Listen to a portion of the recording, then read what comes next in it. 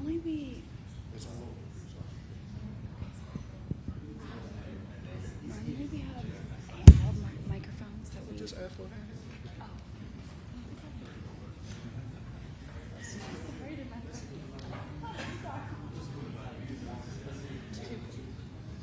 So we don't. Okay, so yeah.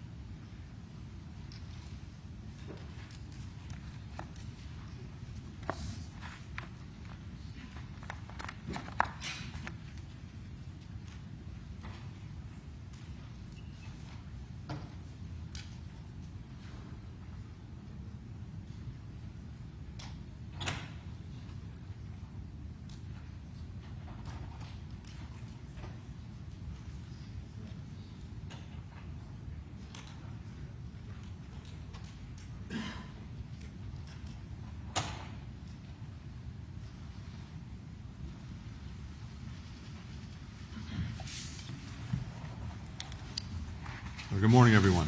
It is, as always, a great pleasure to have Foreign Secretary Cameron here at the State Department in Washington. We were just together, literally sitting next to each other, for the NATO meetings that we had in Brussels last week, but we've had an ongoing conversation, an ongoing consultation about the major challenges that both of our countries are facing and facing together, and today was another important chapter in those conversations. Starting with Ukraine, we of course reaffirmed the imperative of continuing to support and help Ukraine defend itself against the ongoing Russian aggression.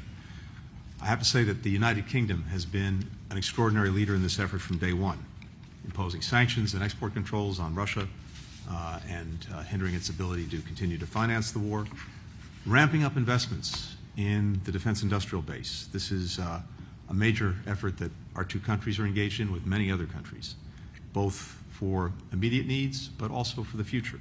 We have major British defense companies that are opening offices in Kyiv, working jointly with our Ukrainian friends, helping Ukraine develop its own defense products. And the UK was the first country to formalize and finalize the bilateral security agreements that 30 countries have either now concluded negotiations on or are in the process of negotiating with Ukraine to help Ukraine develop a future force, one that can deter aggression and defend itself in the future. We talked about ways to strengthen efforts to prevent the transfer and weapons of material to Russia for use in Ukraine. And this is an ongoing challenge, and we see weapons, we also see technologies to support the defense industrial base in Russia coming from North Korea, from Iran, from China. This is an area of particular concern for not only the United States and the United Kingdom, but many of our allies and partners throughout Europe.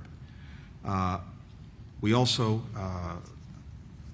talked about the imperative of getting assistance to Ukraine now in terms of additional munitions, air defenses, artillery. We both heard last week from the Ukrainian Foreign Minister Kuleba at NATO about the immediate needs. Both of our countries are pressing ourselves and pressing others to do this. And in that light, the supplemental budget request that President Biden has made of Congress is urgent and it's imperative. House is now back in session. We look to see that brought before the House and to get a vote as quickly as possible. And again, I've said this before, but it is always worth reminding that when it comes to burden sharing, I have never seen a better example in my time in government now over 30 years. The United States has done extraordinary things for Ukraine. Our European partners and others beyond Europe around the world have done even more over the last 2 years. Military support, economic support, humanitarian support. So there's genuine burden sharing and carrying the load. We need to continue to do our part. And again, I'll remind that the overwhelming majority of the resources in the supplemental budget request will actually be invested right here in the United States, in our own defense industrial base to produce what Ukraine needs, but providing in the meantime good American jobs. We, of course, discussed the situation in the Middle East and in Gaza. Israel has made important commitments to significantly increase the supply of humanitarian assistance throughout Gaza and has taken some initial actions as well to move on those commitments. We're looking at a number of critical things that need to happen in the coming days, including opening a new northern point of entry for assistance into Gaza, using Ashdod on a regular basis, maximizing the flow of assistance from Jordan, as well as putting in place a much more effective deconfliction mechanism with the humanitarian groups that are providing assistance. Just yesterday, more than 400 trucks were cleared to go into Gaza, and that is the most since October 7th in any given day. But what matters is results and sustained results, and this is what we will be looking at very carefully in the days ahead. And that includes making sure that the assistance that gets into Gaza is distributed effectively throughout Gaza, not just in the south or in central Gaza. It has to get to the north as well. Of course, we have our own citizens who remain hostage in Gaza, held by Hamas. We continue to work very closely with Israel with Egypt, with Qatar, on getting an agreement that would result in an immediate ceasefire and the release of hostages, and also create even better conditions for surging assistance to those who need it in Gaza. Two other quick things I wanted to touch on. In the Indo-Pacific, our two countries are aligned on the key issues before us in the Indo-Pacific: ensuring peace and stability across the Taiwan Strait, the South China Sea, the Korean Peninsula, standing up when the PRC is engaged in unfair trade practices and non-market practices, including addressing the global economic consequences of Chinese industrial overcapacity and the need for a level playing field. Secretary Yellen spoke very clearly and forcefully to this during her recent trip to China. This is an ongoing concern for our countries and for many other countries around the world. And of course, we have our AUKUS agreement, modernizing partnerships to meet future challenges, to promote a free and open Indo-Pacific. Australia's selection last month of British companies to develop nuclear-powered submarines is a milestone in actually integrating our defense industrial bases. We also discussed partnerships with other countries through AUKUS, including one that we'll discuss with Japan when Prime Minister Kishida is here this week, and having partners engaged, particularly in Pillar 2 activities, is something that will carry this partnership forward. Finally, we're working together in this hemisphere to address shared interests and to try to advance peace, security, and opportunity. I welcome the conversations that we had about that as well. With that, David, let me turn it over to you. Well, thank you very much, Tony. It's very good to be back in Washington, very good to be back with you. In a time of danger like this in international affairs, close alliances really matter, and there is no closer alliance for us than our partnership with the United States. And I think the work we've been doing here and in NATO and what we'll be doing at the G7 really demonstrates that. On Ukraine, I want to echo what Tony said. Put simply, we know what works, we know what they need, and we know what is right for us. In terms of what works, we know that if we give the Ukrainians the support they deserve, they can win this war, they can achieve the just peace that they deserve. They've sunk 25% of Russia's Black Sea fleet. They've inflicted over 350,000 casualties on Russian armed forces who launched this unprovoked and unjustified aggression. And we know that if we keep on backing them, we can lead this to the right conclusion. And we know what they need. We know they need air defenses. The Ukrainian foreign minister was so clear about that in NATO. We know they need ammunition. There's the excellent Czech initiative to bring forward ammunition. That's going to arrive in June, and even before that, Britain is taking action to source more ammunition for them in the run-up to that. We know that they need support from NATO allies and a good outcome to the NATO summit, which we were discussing this morning. And we know that they need money in the form of the frozen Russian sovereign assets, and we're making good progress in how to access that funds on an agreed basis that I think we can take forward at the G7. And of course, in terms of the money they need and the support they need, perhaps nothing is more important than the supplemental that the Congress is looking at the moment. And I come here with no intention to lecture anybody or tell anybody what to do or get in the way of the process of politics and other things in the United States. I just come here as a great friend and believer in this country, and a believer that it's profoundly in your interest and your security and your future and the future of all your partners to release this money and let it through. And I'm looking forward to meetings I'm going to be having in Congress later today. And above all, we know what's right for us. We know that it is right to stop Putin's aggression. We know it's right for our own militaries and our own production bases to ramp up production, not just for Ukraine, but for our own stocks. And as Tony said, so many of the jobs created will be jobs created here in the United States, and indeed, when we're dealing with our own weapon systems, jobs in the UK. We know it's right to send this very clear message to all those watching around the world, including China, that we stand by our allies, that we don't reward aggression, that we help those who are trying to fight it off. And we know it's right for our own security.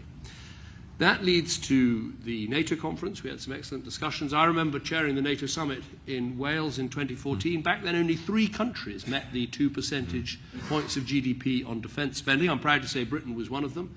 We're now up to around 20 countries, out of an alliance of 32 members. And I think we can make real progress between now and the summit in Washington with every country showing how they're going to get from where they are now to that 2%. And I would urge all those countries to think about how they can do it. And we'll also be looking at this mission for Ukraine about how NATO can do more to coordinate and help that country in its struggle.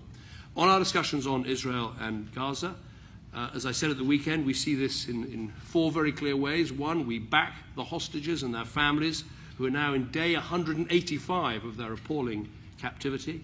We go hard on getting aid into Gaza. It's the right thing to do. And what was previously seen as impossible is now possible, and that is hugely welcome. We want to see that followed up. We believe in leading internationally, both at the United Nations, where we achieved a good resolution on a temporary ceasefire during Ramadan, and also putting together countries that back and support a future peace process such as met in Munich, and we hope we'll meet again shortly. But the fourth part of our plan is to support Israel in its legitimate right of self-defense to deal with the Hamas threat, and it's important we maintain that support. On aid, just to be clear, as Tony said, we want to see 500 trucks a day. We want to see the water switch back on. We want to see Ashdod and a northern crossing point opened. And crucially, we want to see this deconfliction, because getting aid to Gaza on its own isn't enough. You've got to be able to get aid around Gaza. And as we saw with the tragic killing of the World Central Kitchen workers, unless you have that deconfliction, other things like that could happen. We have a very clear plan A for how we bring this conflict to an end. We have a temporary pause. We turn that into a sustainable ceasefire. We see Hamas leaders removed from Gaza. We see the terrorist infrastructure taken down. That is the way to have a political process that brings the war to an end. But we have to be aware, if that doesn't work, we have to think about what is plan B. What can humanitarian and other organizations do to make sure that if there is a conflict in Rafa, that people can achieve safety, they can get food, they can get water, they can get medicine, and people are kept safe. And I think that's something we're going to have to be looking at, and we were talking about today. Finally, on the other things you mentioned, I totally agree that AUKUS is a really important alliance, and I think one of the ways we can make it a success, as well as making sure we build our submarines and invest on time, is making progress on the ITAR regulations. If we're going to have a partnership as close as this between 3 like-minded countries, we must be able to have the free flow of munitions between us. Finally, I just wanted to mention Haiti, where Secretary Blinken has said how important it is that we all step forward and help.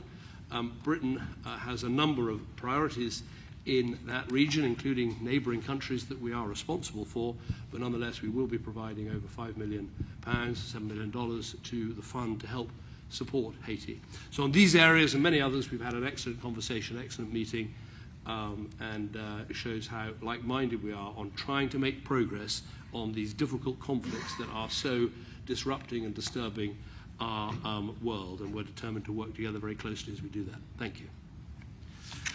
Thank you. The first question goes to Olivia Gazis with CBS News. Thank you very much, and good morning.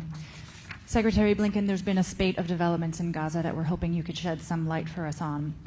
First, Prime Minister Netanyahu has made public pronouncements about a date being set for an offensive in Rafa. Has the U.S. been apprised of such a date? And has it been given word of any accompanying plans by Israel to ensure the safety of civilians there? Second, you mentioned the increase of the number of trucks being permitted into Gaza on a daily basis, but aid agencies, including the UN, are still saying that much less than the minimum amount of aid required is actually getting where it needs to go. So is Israel really doing enough, quickly enough, in order to forestall changes in U.S. policy, as the President and you have made clear? Foreign Secretary Cameron, you've come to Washington from a meeting in Florida with the former president and current presidential candidate, Donald Trump. We understand that aid to Ukraine was a key item on the agenda. First, do you come away from that meeting more or less assured that U.S. aid to Ukraine is forthcoming in the near term? And second, did you achieve any clarity on Mr. Trump's reported plans to bring the war in Ukraine to an end? Specifically, did you receive any assurances that it would not involve territorial concessions by Kyiv? And with your indulgence, for both of you, just given the bleak indications out of Cairo today, Rachel Goldberg-Polin, who's the mother of Hirsch, one of the hostages who's been held in Gaza for now more than 6 months, said recently, "I feel that all the parties at the table have failed," to include the governments at the table. Do you disagree with her? Thank you. Olivia, I'm happy to start. Thank you. And thank you for the new iteration of asking questions of each of us and then asking a joint question at the end. It's a new model, and I'm sure your colleagues will carry forward as well. On Rafa, no, we do not have a date for any Rafa operation, at least one that's been communicated to us by the Israelis. On the contrary, what we have is an ongoing conversation with Israel about any Rafa operation. The President's been very clear about our concerns, our deep concerns, about Israel's ability to move civilians out of harm's way, to care for them once they're out of harm's way, and to have any kind of major military operation that doesn't do real harm to civilians, to children, to women, to men. We are committed to ensuring that Hamas cannot govern or dictate the future of Gaza or anything else for that matter. But how Israel conducts any further operations in Gaza matters a great deal. And as we've said, we're talking to them about alternative and, in our judgment, effective ways at solving a problem that needs to be solved, but doing it in a way that does not endanger the innocent. Those conversations are ongoing. My expectation is that we'll see Israeli colleagues again next week to pursue that. With regard to the assistance that is getting in, look, we've been, again, very clear starting with the President. We need to see not just the commitments, not just the implementation of the commitments, but actual results, and results that are sustained, and sustained throughout Gaza, not only in the south or in central Gaza. So I mentioned that, yesterday, by our count, more than 400 trucks were cleared, which is double what had been happening heretofore. That's important, but it's just one step, and again, it needs to be sustained.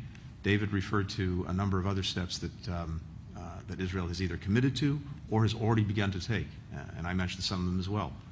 Opening an additional crossing in the north, maximizing the route from Jordan, maximizing what is being screened at Kerem Shalom and at Rafa, fixing the water pipelines in the north, central, and southern Gaza. This is critical.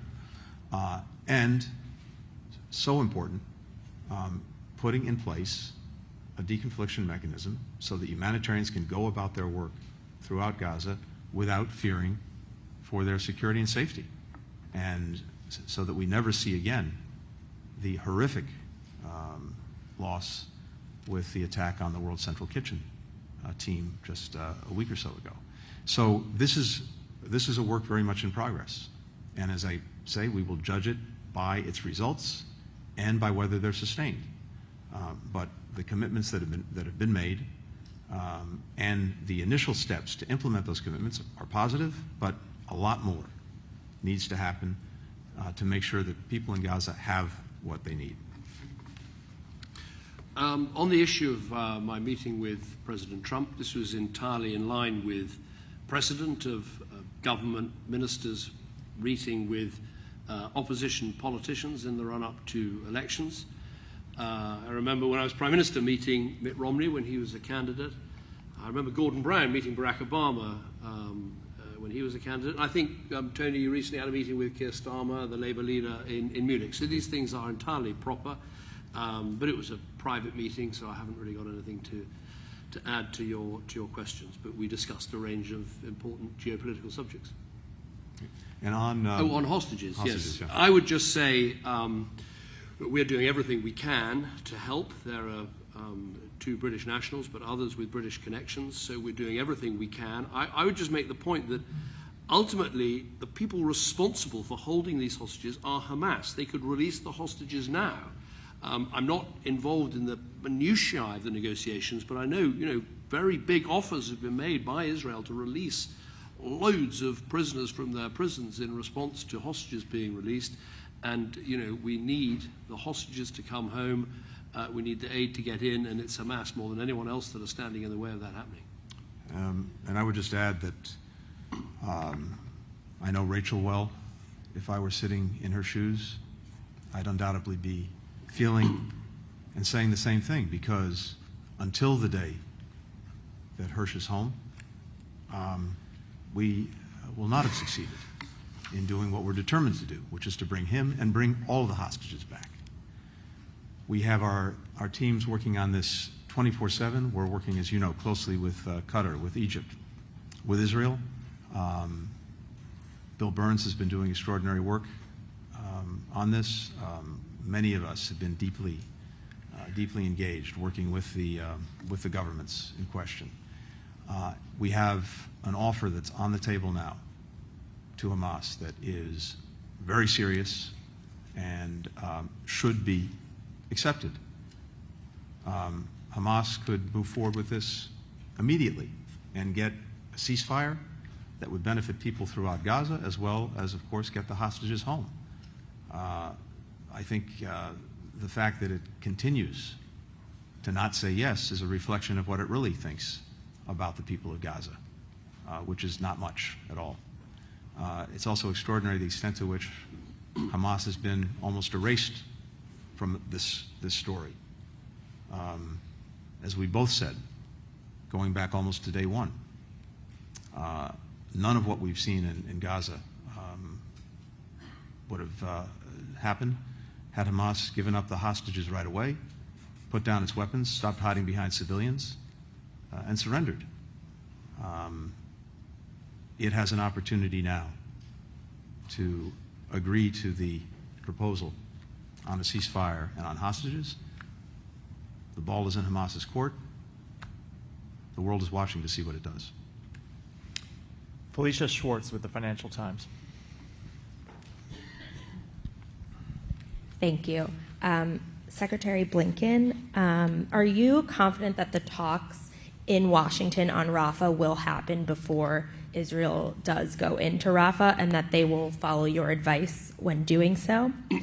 And on assistance, how long does Israel have to sustain the aid that you spoke about or risk consequences? And do you agree with Foreign Secretary Cameron that there needs to be a plan B? And what do you think that should be? Foreign Secretary Cameron, you said before coming to the U.S. that you would encourage Speaker Johnson to get Ukraine aid through the House, but now you are not seeing him.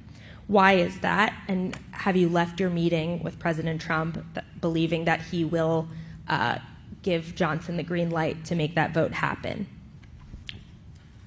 Felicia, let me take the second part first, which is on aid and how long does it need to be sustained.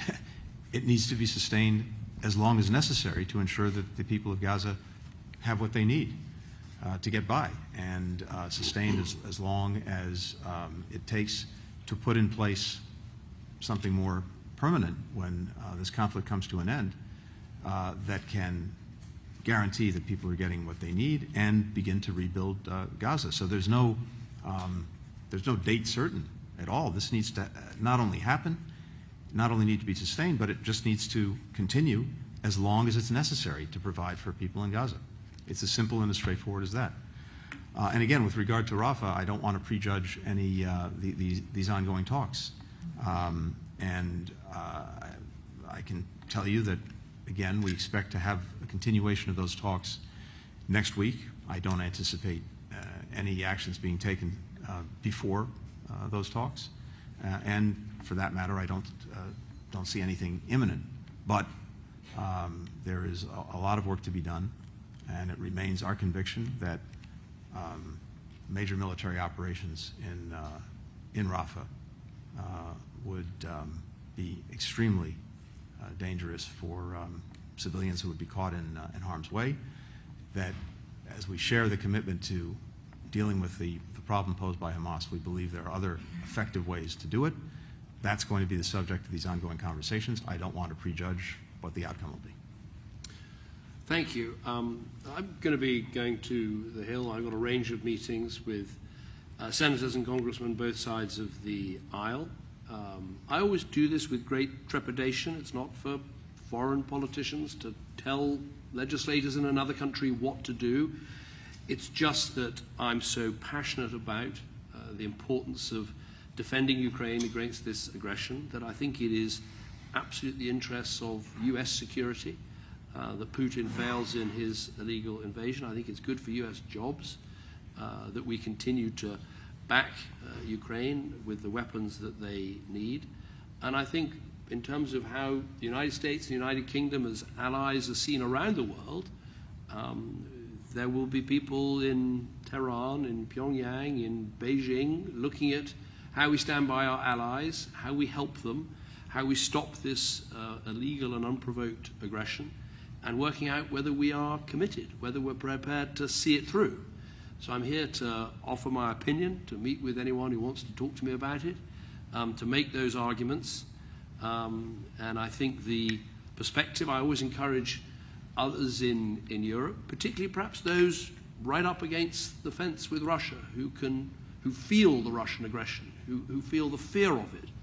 And I think, as I said at the NATO summit last week, it's so important that the outcome of all this is a secure and strong NATO with full US and Atlantic support, rather than a setback for the Western alliance, a victory for Putin, and a sense that we don't stand by our allies and our friends at their time of need. So that's the spirit in which I'm here. I'm delighted to have a whole series of meetings this afternoon and some more tomorrow, and I'll make time for any people in Congress who would welcome a conversation about this.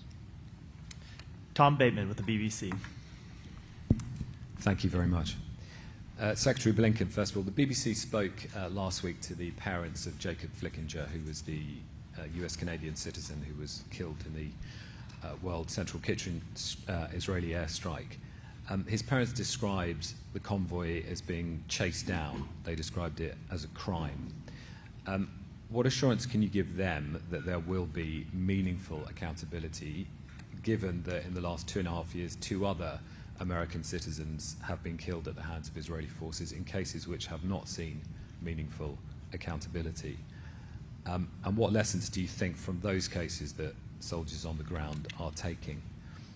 And Foreign Secretary, you said on March the 8th that you would get new advice on Israel's compliance with international law. You said in the coming days, on March the 8th, it is now April the 9th.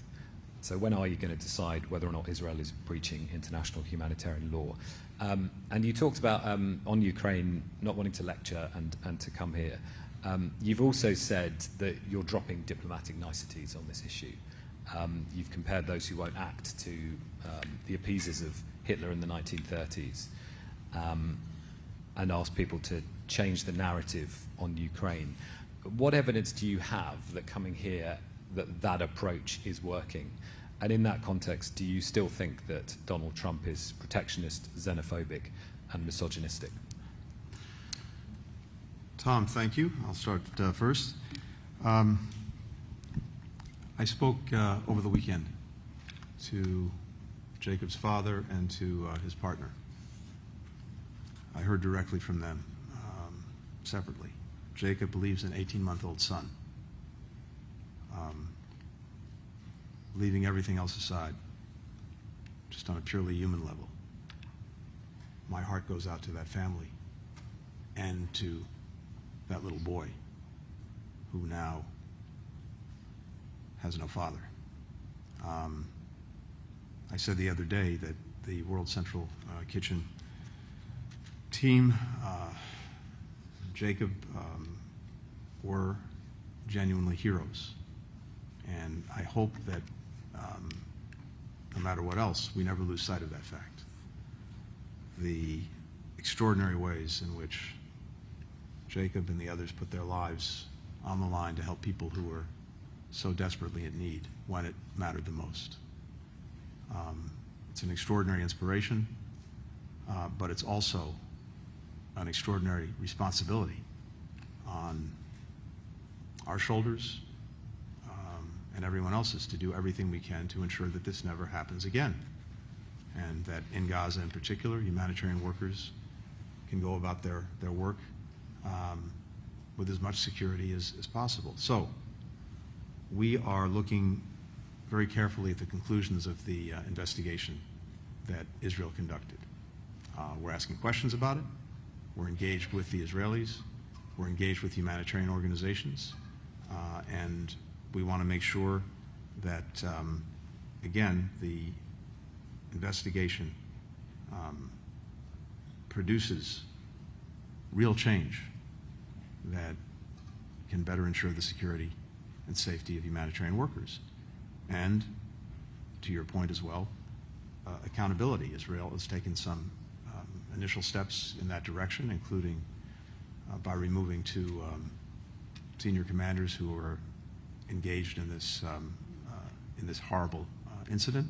But we're in the process, an ongoing process, of looking at the conclusions and talking both to Israel and humanitarian organizations about it.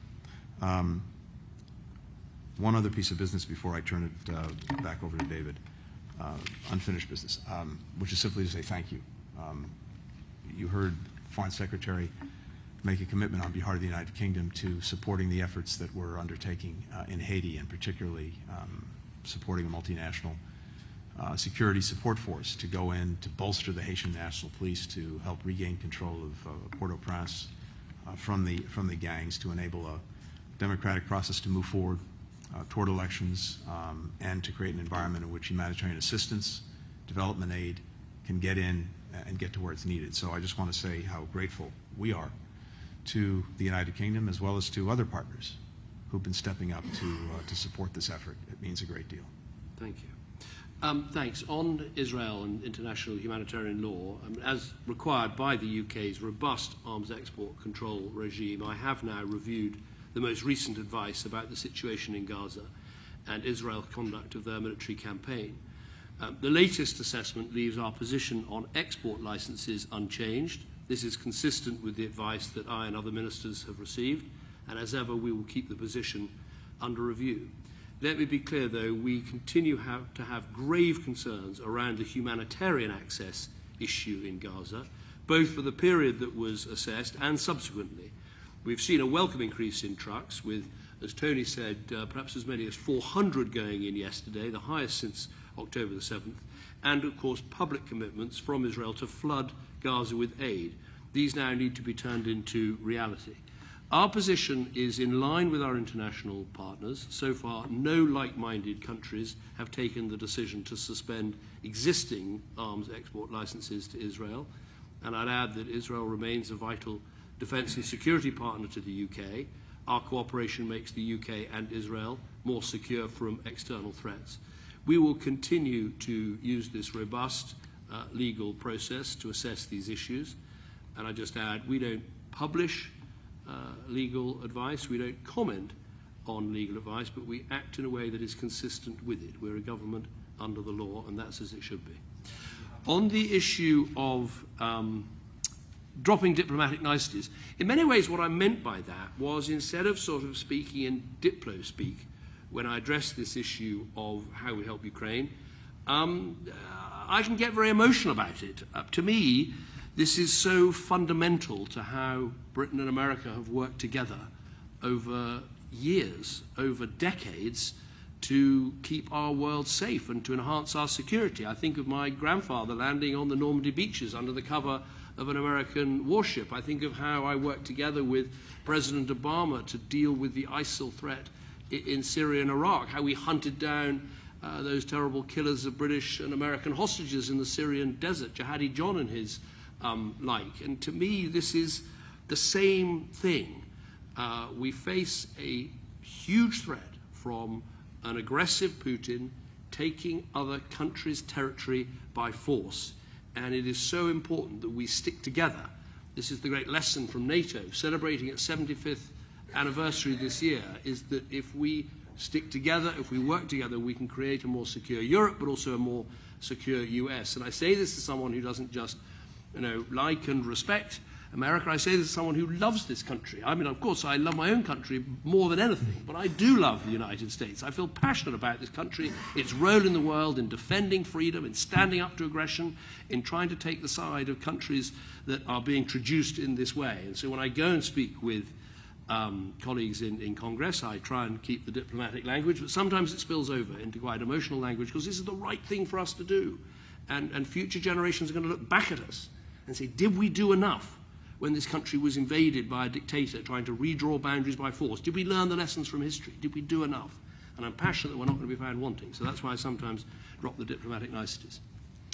And I've said we had a good meeting. We discussed a range of international issues, but effectively it was a private meeting and one that very much in the precedent of meeting with opposition leaders. Obviously in Britain, we respect the electoral process, the democratic process here in the United States, and work with whoever is elected for the benefit of both our countries. And for the final question, Robert Moore with ITV. Yeah, hi, Robert Moore with ITV News. Thanks for both of you taking my question. Foreign Secretary, first of all, you had dinner, as we know, by all accounts, a warm and friendly dinner with Donald Trump last night. You call it a private dinner, but you're a Foreign Secretary, he's a presidential candidate. Can you, at a minimum, say at least he listened sympathetically to your argument that the House should unlock Ukraine funding?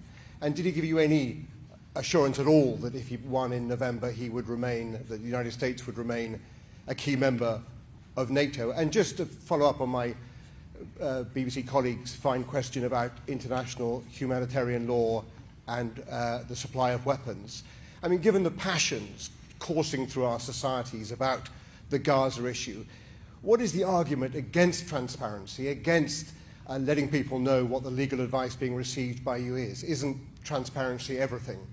And Secretary of State, I mean, you've expressed outrage today and in recent days about the death of those 7 international aid workers. Eloquent outrage. But it begs the question.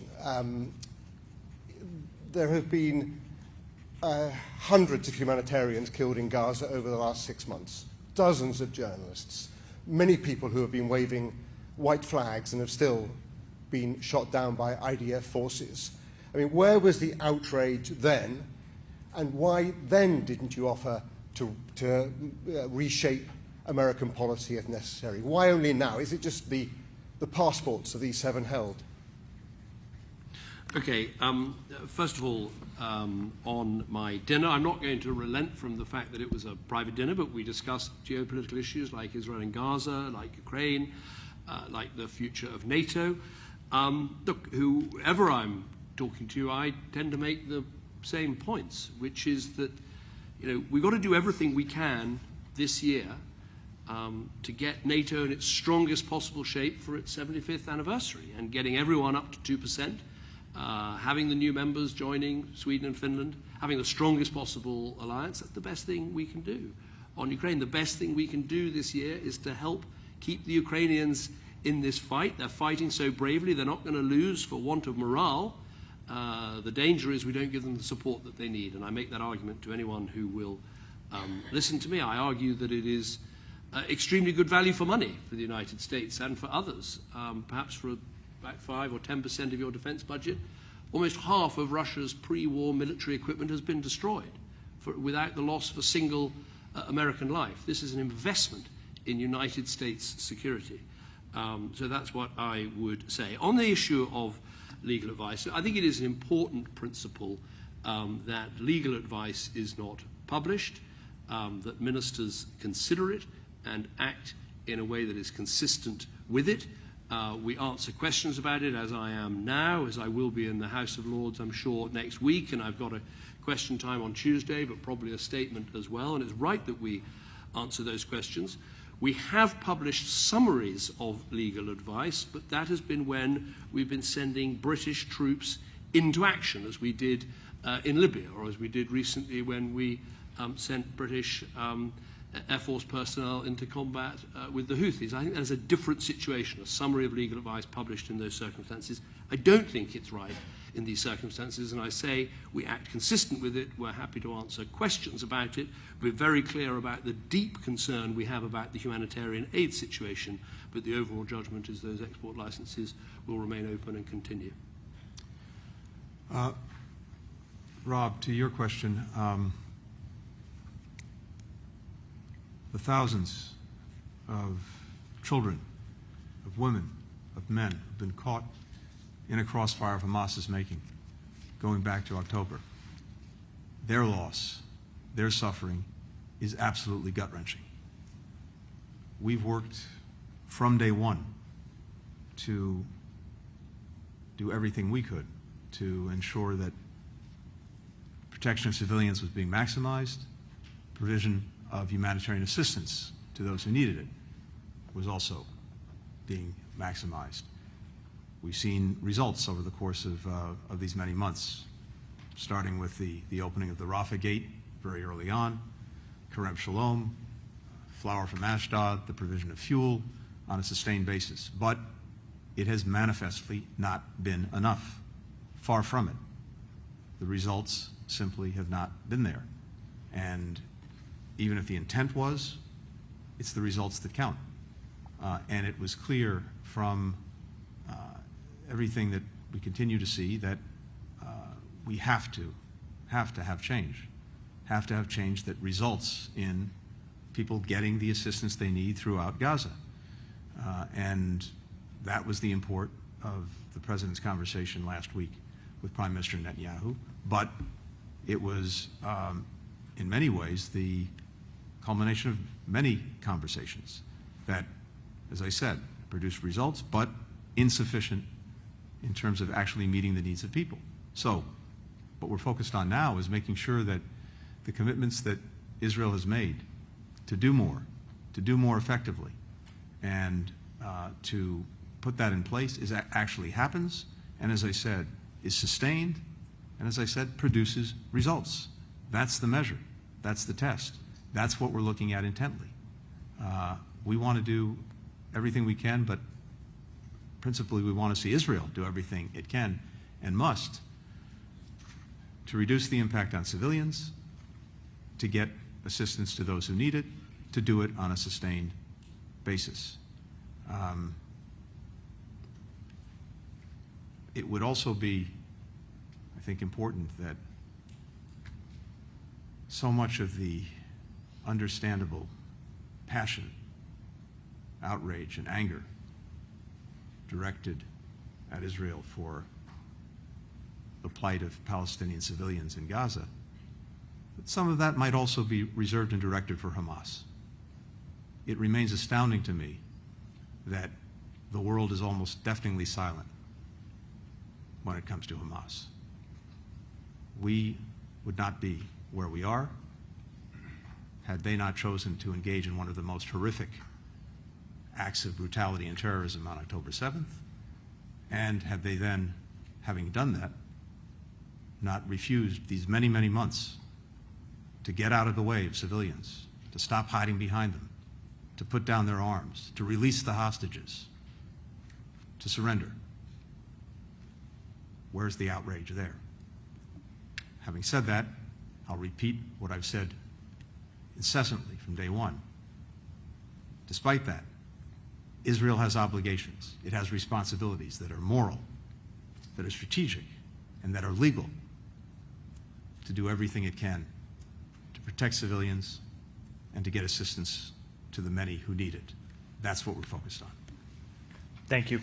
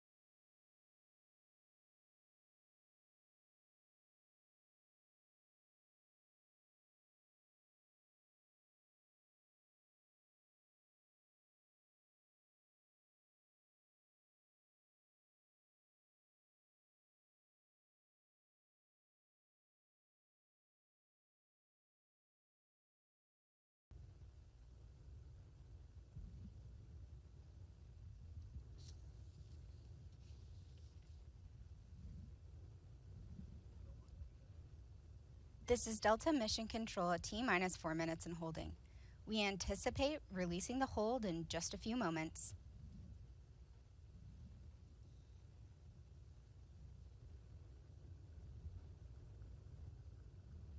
T-minus 4 minutes and counting. Minus 355. Ground pyros enabled.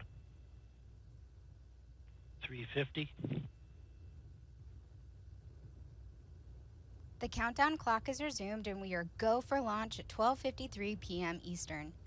With liftoff approaching, we're raising the volume on our launch team so you can hear the final preps taking place.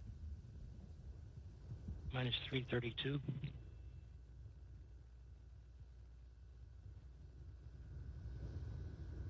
$325. Second stage lock, secure at flight level.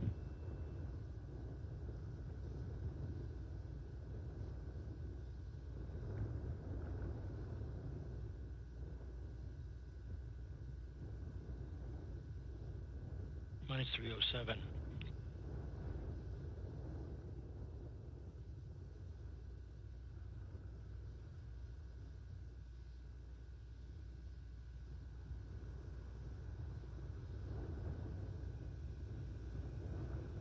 Minus 249. FTS internal.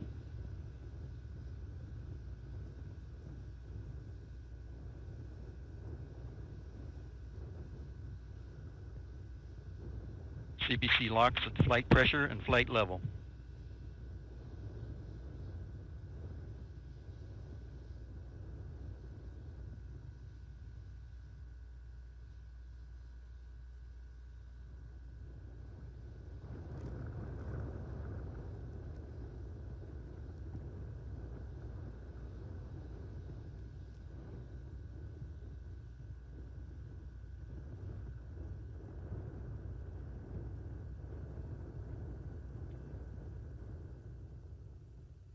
T-minus 2 minutes. The rocket, payload, ground systems, and eastern range are go for launch. Vehicle internal. Launch sequencer start. If you just joined us, I'm Andrea Lenhoff. I'm your host for the final Delta launch today. Liftoff is currently scheduled for 12:53 p.m. Eastern. SCS launch enabled.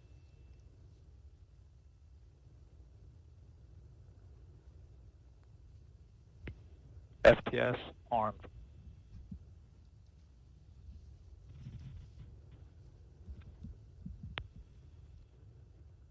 Minus 120. OCUs armed. SCS count started.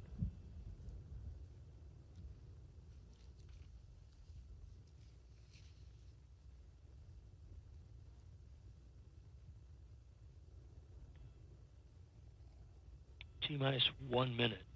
Go for main engine T-minus start. 1 minute. Rock report range status. Range green. Minus 50.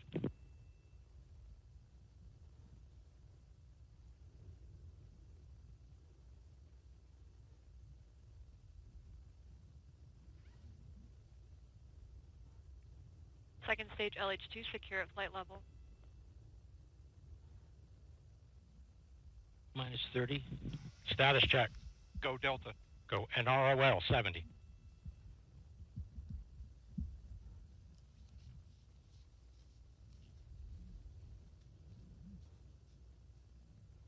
Minus 15. Rofi ignition. 10. T-minus Mr. 10, 8, 9, 8, 6, 7, 5, 6, 4, 5. We have ignition. 2, 1. Lift off. And liftoff of the final United Launch Alliance Delta IV Heavy rocket, carrying NROL 70 for the National Reconnaissance Office and closing Delta's 6-decade legacy of excellence in space.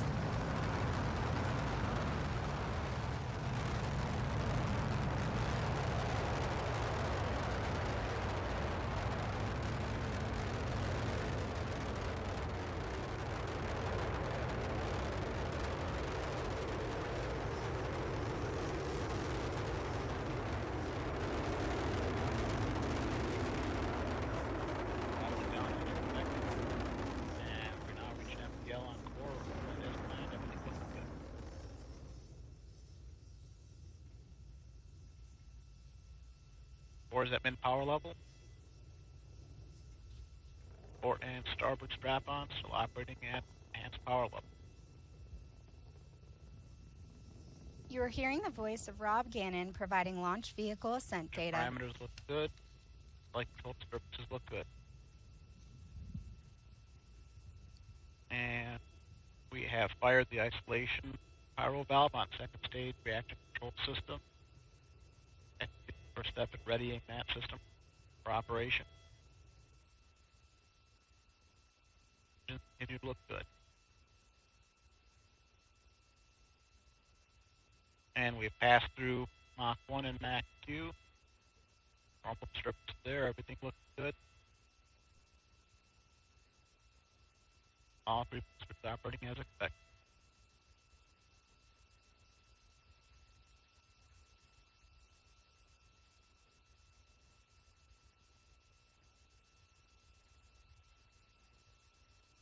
All three boosters operating as expected. Everything looks good. And we fired the pyro valve, pressurizing the reactor control system on the second stage. Pressure's coming up. Everything looks good there.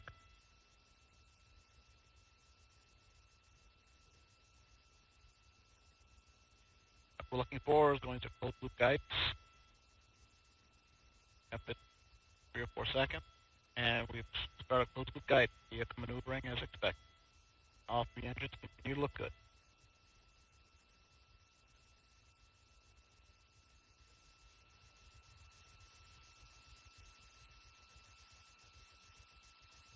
And we are 3 minutes to Corbico.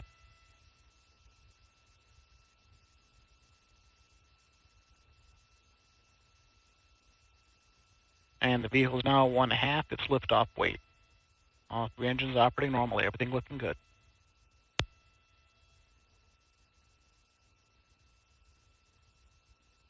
And the vehicle's now 29 nautical miles in altitude. 64 miles downrange, traveling at 5,300 miles per hour. Everything continues to look good. And we've just passed through the Kármán line, reaching 100 kilometers in altitude.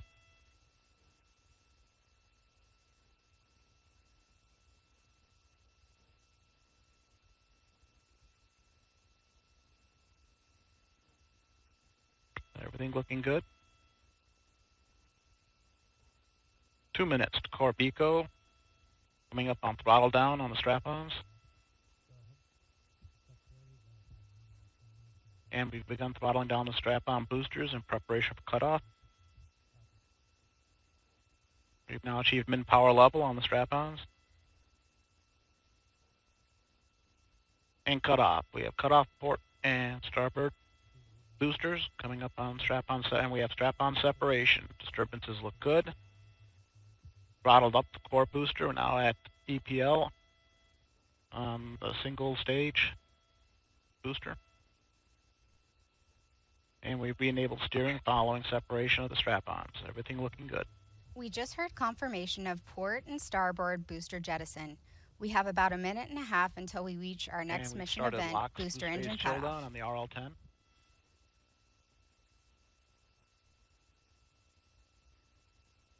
One minute to Corbico. Housing temps respond as expected on the RL-10, and we've started LH2 boost phase chill down. Housing temps responding as expected.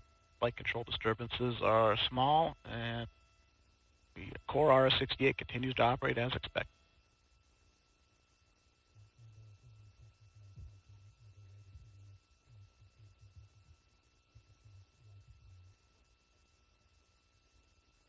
About 20 seconds to our next mark event, throttling down the core booster in preparation for BECO.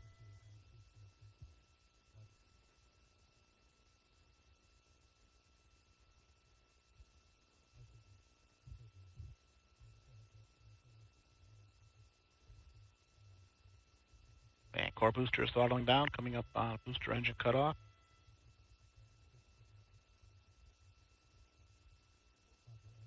And we have BECO. Cut off on the booster, everything looking good.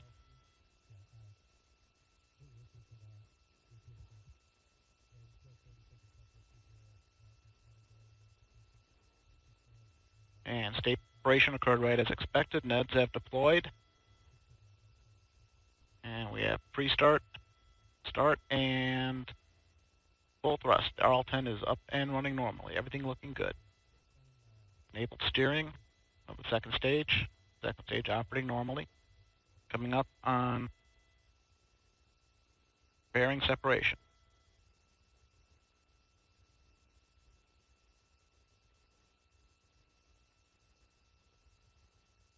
About 10 seconds away from pairing sep.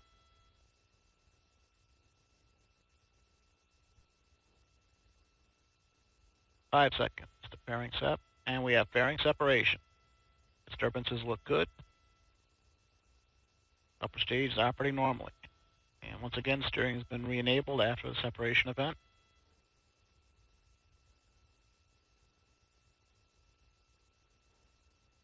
This is Delta Mission Control at T plus 6 minutes and 55 seconds. We just heard flight commentator Rob Gannon confirm the successful completion of the early phase of today's flight, and all systems continue to operate nominally. While the mission has just begun, we did just see liftoff of the last Delta rocket.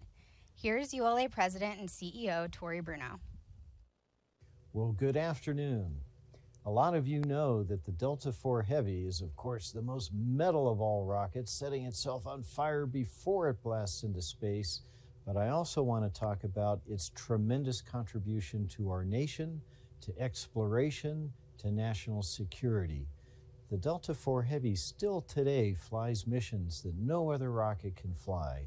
Soon Vulcan will pick up that mantle, and we're going to retire this venerable rocket that has made so much important work for our country. And I want to thank everyone who has been involved with the Delta IV Heavy. We have many employees who are here for the very first Delta IV launch, who are still here now for the last Delta IV launch to send off this great vehicle into its well-earned retirement. Thank you all.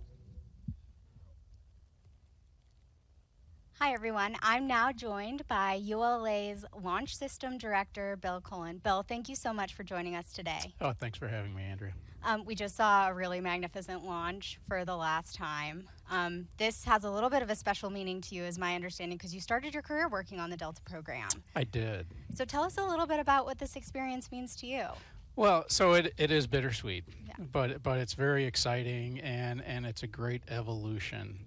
And everything that Delta has done, Delta 2, Delta 4, Atlas 5 is being done better on Vulcan. And so this is a great evolutionary step. And it is bittersweet to see the last one, but there's great things ahead. So. It is. It's exciting, too. I know you and I have worked on Vulcan for a long time. So it's exciting to see it, but bittersweet, obviously, to be the last one.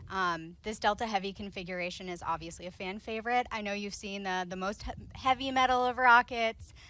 So definitely a unique and cool configuration. What is it about the Delta Heavy that makes it so special? Well, so two things. It all boils down to the mission capability, so which is lift capability in many ways, and then on orbit. But the lift capability, the no solid motors, pure liquid, the 3 strap-ons, the slow, majestic liftoff, it really is just majestic. Inspiring. Yeah. And there's nothing like it. You know, it makes your heart go. I really felt it. Like, I feel like more than any other rocket launch, you really feel it in your bones and in the vehicle. So it's just such a cool thing to see, and kind of sad for it to be the last one. So speaking of last, let's talk a little bit about first. So earlier in January, we experienced our first Vulcan rocket.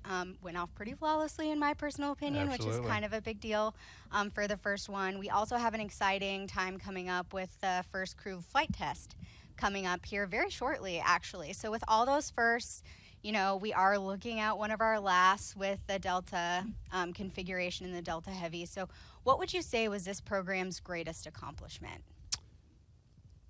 The greatest is hard to pick. Just pick one. So if you look at all the national security things, intelligence, the GPS constellation, everybody uses GPS, right? And you know, the mapping capabilities. I mean, you want to know where you're driving. You want to see what your house looks like in satellite view. Everybody can do that in part because of the satellites. And every day, we use it every day, right? Every day it's touched all of us. Yeah, it's amazing.